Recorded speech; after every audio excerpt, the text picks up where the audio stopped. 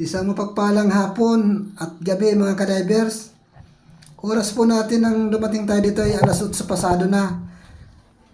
Medyo alanganin po yung alis natin kaya dapat ang baba talaga natin ay alas 7. Ayan mga kadivers, ginayak ko na yung aking dilaw na pana at mga pagampay na tinatawag natin na yapak para mabilis yung langin natin at yung gas mask na ginagamit natin para makita natin yung isda. Ayan mga kadivers, maraming salamat talaga. Ngayon po ay magsisimula na naman tayo sa pagsisisid at pamamana.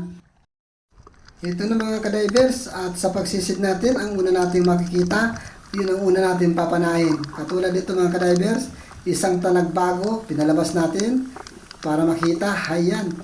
Sa pool mga kadivers, unang pagpana pa lang natin, talagbago agad nasa ilalim ng butas. Pinalabas natin para makita ng lahat kung paano ko panahin. At ito naman mga kadivers, nakatagpo tayo ng isang lobster. Ayan, na parang ang ilap at nakaunat yung buntot. Sana makuha natin ito. Sa pagtakman natin, kailangan dahan-dahanin o kaya bilisan. Ito na po, yun! Naku mga kadivers, sumuot. Tuloy-tuloy sa ilalim ng butas. Wala na tayong lobster ngayon. Di bali, maghanap na lang tayo ng pamalit sa lobster na ito. At isang talagbagong ating nakita sa pulka. Ayan mga kadivers, wala man tayong lobster, meron naman tayong talagbago na nahuli. Ayan, pero mga kadiver, parang idinakdak sa butas yung lobster. Di bali na at may talagbago naman nakapalit. At sa paglalangay natin mga kadivers, kailangan natin sumilip dito sa butas at may nakita tayong isda. Ayun mga kadivers, isa po itong talagbago na hirap pong mailabas sa butas. Kailangan natin mailabas mga kadivers at sayang naman ito. Gawa na lang natin ang paraan kung paano. Yan! Nailabas din natin ang isang talagbago mga kadivers. Maayos naman natin nailabas. Wala namang problema. Dito naman tayo sa dakong ito at ayun! Huli ka! Yun! Palibasa mga kadiver, medyo maagos. Ayan, parang pinapalad yung talagbago. Ayan, buti na lang tinamaan natin at mabait. Ayan, mga talagbago ang ating napapana ngayon. Ayan mga kadivers, isang dungi, isang palangoy-langoy at ating nasumpungan sa pulka. Ayan mga kadivers, hindi na apuruhan. Ayan, grabe ang pagkakawala. Nagsiriksik pa dyan sa bato. Butit, hindi naman nakatanggal sa sima. Ayan mga kadivers, may pang-ihaw na tayo. Uy, nabungada natin ang malaki. Malaking talagbago mga kadivers. Ito na yung pinakamalaking talagbago talaga. Hindi na nalaki masyado yan, kundi hanggang dyan na lang. At may isa pa. Sa pulka. Ayan. Naku, bumarat sa butas mga kadivers. Ay, hindi na matanggal. Ayan, inulit natin pagpana. At nakabunot. Kaya inulit natin panain. Sa may parting buntot natin tinamaan mga kadivers. Ayan. Yan po ang pinakamalaking talagbago. Hanggang ganyan na lang po ang pagkalaki nila. Dito, may solid. Huli ka! Ayan mga kadivers, huli. Tinamaan lang sa parting tiyan. May solid pa sana. Oo. Hindi pa tinamaan mga kadivers. Ang likot-likot kasi nitong isa. Kaya hindi natin tinamaan. Eto, dalagang bukid. Huli ka. Oh. Ayan mga kadivers, lagi na lang nasa butas. Konting pabilisan lang. At kung mabagal-bagal, diretso na sa ilalim ng butas. Kaya hindi natin mahuhuli ang dalagang bukid. Dito naman tayo. Uy, ano kaya ito? Anong isda ito? Ay! Ayan! Samaral pala yun. Nasa ilalim ng butas.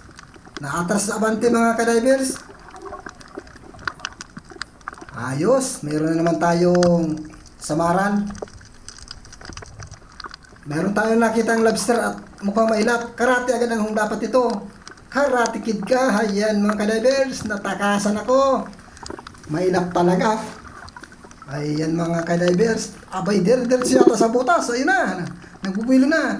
Dudukutin kita. Wala, lumabas ka dyan. May aswang dyan. Nakikipagbunuan tayo dito mga ka-divers.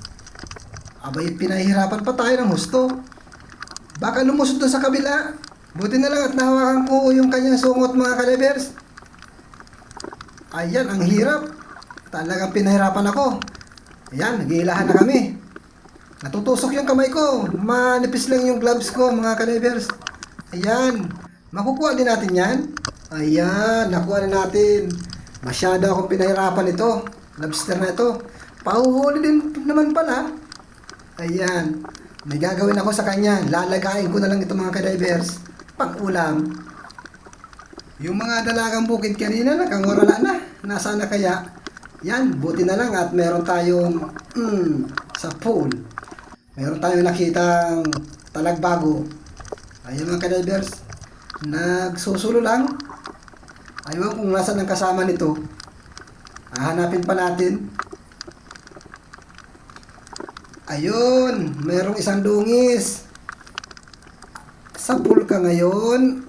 Oh, konti ka na sa mata. At kung namata ka, bulag ka. Ayan mga ka-divers.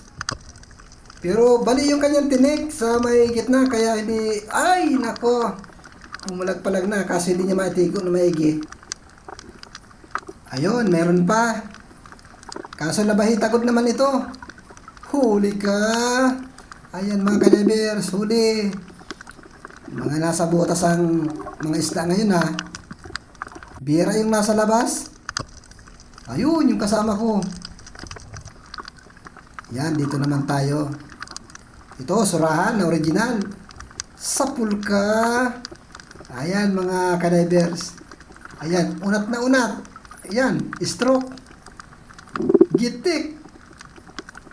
Ibibinta natin ito mga ka-divers. 120 na ang kilo nito. Yan. Dito. Dito kaya sa butas na ito. Pero parang wala. Doon tayo sa kabila. Hanap lang tayo dyan sa mga butas-butas. Ayun. Wala. May nakita ako dito kanina. Pero nawala. Nasaan na kaya? Ayun. Uy, dito ka. Huli ka. Ang ganda ng pagkasuot mga ka-divers. Pinahirapan pa akong magparasilip-silip. Mapahuli. Mapahuli din naman pala. Ayan, tuloy. Ayun, dungis na naman. Ayos lang yan. Masuot pa. Oo. Masuot pa. Balik ka dito. Ayun mga ka-divers, nagitik pala natin yun. Oh, ganda ng pagkatama natin. Hindi tayo nahirapan. Dito tayo. Dito sa ilalim na ito. Ayun, ay. Ayun, oops. Sala pa mga ka-divers. Ayun, sa kabila. Ay, sapul na yan. Kitam. Huli. May mga palusot-lusot pang nalalaman sa kabilang butas. Kita din naman pag lusot dun sa kabila. Ayan tuloy, napana. Dagdag pambenta. Ito, may alatan. Medyo maliit lang mga ka-divers, pero pang ulam ito pag nahuli natin. Ayun, sapol. Ayan, maganda-ganda yung pang ulam natin. Lalo na kung pipretuhin ito mga ka-divers, masarap itong isda. Ayun, may nakikita tayo sulit dito. Ayan, dagdag ito. Sapul kang sulit ka. Ayan, medyo maliit lang ito mga ka-divers. Pero malaking dagdag na ito sa guhit ng timbangan.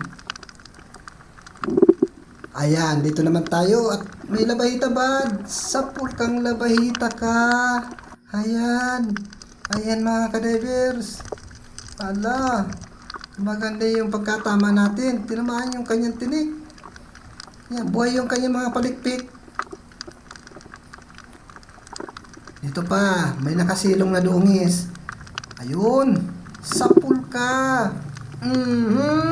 Ayan, mga ka-divers. Napuruhan natin. Nasa ilalim ng butas. Hindi makagalaw yung kanyang katawan. Uy, dalagang bukid. Ito. Ayan. Sa pool na naman. Napakaganda ng isda na ito mga kadivers. Baka may kasamahan ito dyan sa unahan. Hanapin natin. Ito. Solid lang. Akala ko dalagang bukid. Sulit pa lang. Pero hanapin pa rin natin yung mga ibang isda dito.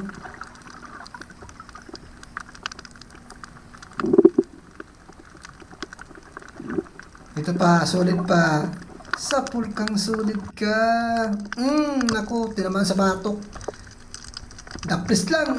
Ayan. Pinahabulan na natin. Pasuot. May planong tatakasan ako. Yan, buti at inabot pa natin. Ayun, solid. Dito ka. Sa pool. Mga kadivers. Masarap yung solid na yan. At ito pa.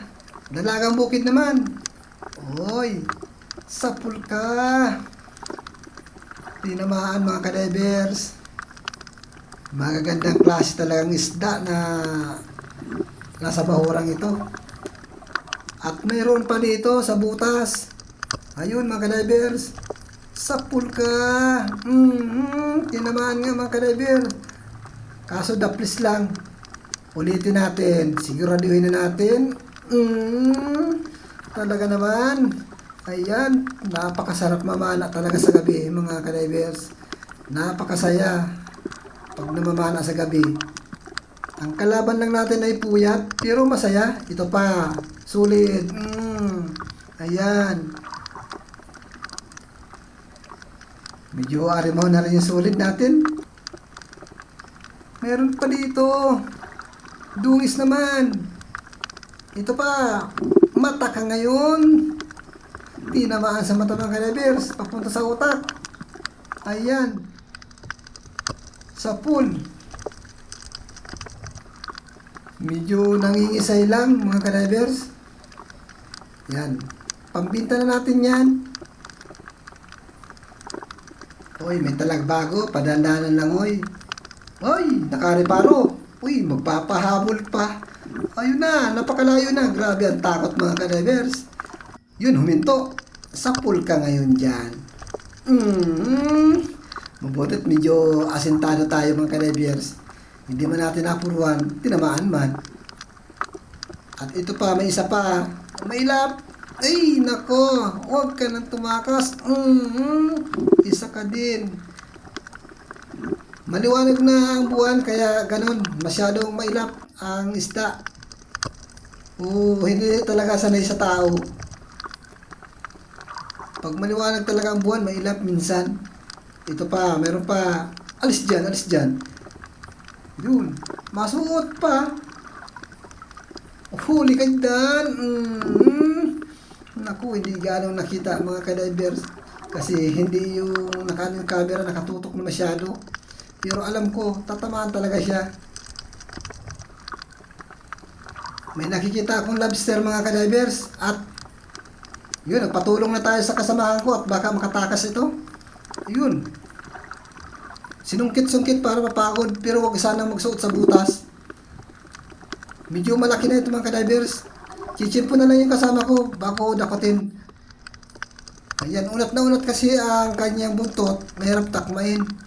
Yan, pagsuot dyan, yun! Chinimpuhan. Huli mga kadivers, ang lobster. 1,000 ang kilo niyan. Ayun, may nakapatong sa bato. Danggit bahura mga kadivers. Sa pulkang danggit bahura ka. Ang ganda ng pagkadapa-dapa mo dyan. Yan, umikot-ikot na. Hindi natin nasentro ang kanyang gitikan, kaya ganyan. Nagsusulo lang siya dati, dala-dalawa yan. Dito, baka mayroon pa dito. Ito, yung kasamahan. Magkahiwalay nga lang mga kadivers. Nasa na? Baka meron pa dito. Maghahanap tayo. Ito mga kadivers, nasa ilalim ng butas. Talagbago. Mauwi na tayo mga ka-divers at madaling araw na. Mapahinga tayo at mabiyahe pa tayo pa uwi. Malayo-layo pa yung biyahe natin. Ayan mga ka-divers, bale dalawa. Yung isa po na lobster, hindi ko na po yun na videohan kasi madali yan at mailap. Kaya dinakma ko na. Ayan mga ka-divers, magandang biyaya ng karagatan sa atin ngayon at ara-ari mo yung huli natin. Ngayon po mga ka-divers at muli po ako magpapasalamat sa inyo.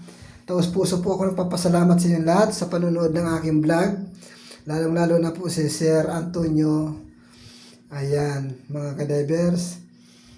Maraming salamat sa mga silent viewers. Sana po no skip tayo. At sa mga baguhan po, paki-subscribe naman po kung sakaling nagustuhan ninyo ang aking vlog. At ako po ay nagpapasalamat talaga sa inyo dahil sa mga ganitong pamamaraan sa panonood ninyo ay malaking tulong na po yun sa akin yan.